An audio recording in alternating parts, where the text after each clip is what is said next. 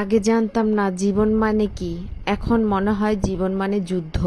কখনো মনের সাথে, কখনো শয়তানের সাথে, কখনো কখনো ক্লান্ত মস্তিষ্কের কিংবা শরীরের সাথে, আবার কখনো চেনা অচেনা মানুষের সাথে।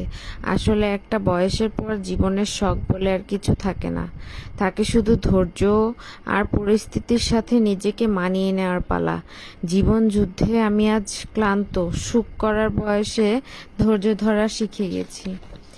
আসলে নারীরা এত কোমল হৃদয়ের যে দিন শেষে একজন নারী তার স্বামীর মুখের একটু মিষ্টি কথা শুনলেই সারাদিনের সব ক্লান্ত রাগ, অভিমান, অভিযোগ সব ভুলে যায়। নারীকে নিজের করে বন্দি করে রাখতে দামি উপহারের প্রয়োজন নেই। নারী চায় শুধু একটু ভালোবাসা আর সম্মান। এটাই তাদের সুখের সঙ্গী। নারী আছে বলেই পৃথিবী সুন্দর। তাদের হাসি আনে আলোর ছোঁয়া। যারা নারীদেরকে অসম্মান করে তারা নিঃসন্দেহে মনুষ্যত্বহীন। আসসালামু আলাইকুম। আপনারা সবাই কেমন আছেন? আশা করি ভালো আছেন। আমিও ভালো আছি আলহামদুলিল্লাহ। আজকে বেগুনগুলো কুচি কুচি করে কেটে নিয়েছি। বেগুন দিয়ে আমি আজকে ছোট ছোট চাদা শুটকি দিয়ে রান্না করব। তো বেগুনগুলো আমি সুন্দর করে ধুয়ে নিচ্ছি। আর সাথে আমি পেঁয়াজ, রসুন এগুলো ভালো করে ক্লিন করে নিচ্ছি।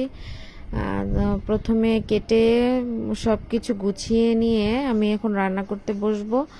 তো সব কিছু আগে গুছিয়ে নিলে ভালো হয় রান্না করতে।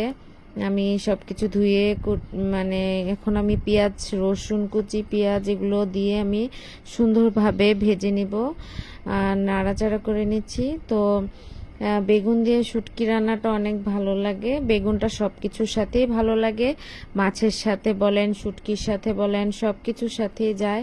আমার অনেক ভালো লাগে বেগুন দিয়ে, বড় মাছ দিয়ে রান্না করলে। তো এখানে মরিচের গুঁড়া, হলুদের গুঁড়া, লবণ সব কিছু দিয়ে আমি সুন্দর মতো এটাকে নেড়ে নেব। এই যে ধনিয়ার ফাঁকিও দিয়ে দিলাম। তো একটু ধনিয়ার ফাঁকি দিলেও অনেক ভালো লাগে। এখানে একটু পানি দিয়ে মশলাটাকে একটু কষিয়ে নিব। সুন্দরভাবে মশলাটাকে কষিয়ে নিচ্ছি নেড়ে চেড়ে। তো পরে আমি শুটকিটা দিয়ে দেব।